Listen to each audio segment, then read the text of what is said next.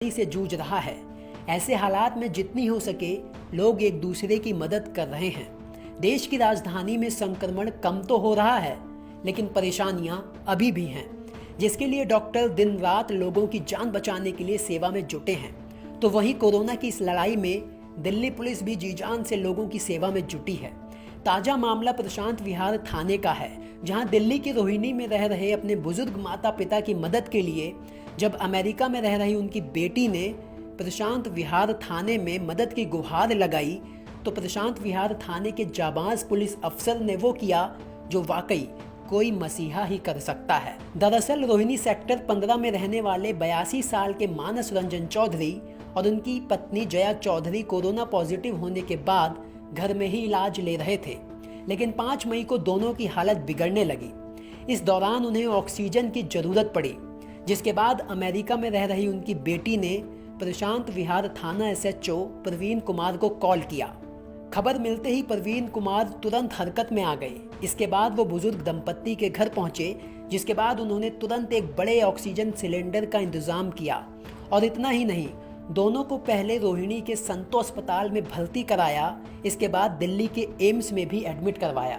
Delhi police के इस नेक काम के लिए अमेरिका के कैलिफोर्निया में रहने वाली इनकी बेटी वैशाली और दामाद दिल्ली पुलिस की सराहना करते हुए उनका शुक्रिया अदा करते नहीं थक रहे हैं।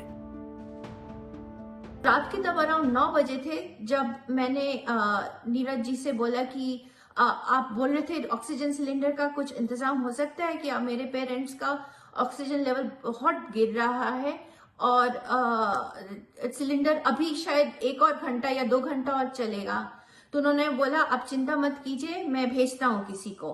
उन्होंने अपने कांस्टेबल मेराम को भेजा और घर में एक 50 लीटर का, मैं सोच भी नहीं सकती कि इस टाइम पे इस तरह से लोग कर सकते हैं कि एक 50 लीटर का सिलेंडर एक बंदा ब्रेव हार्ट की तरह मेरे घर में घुस के लगा के गया।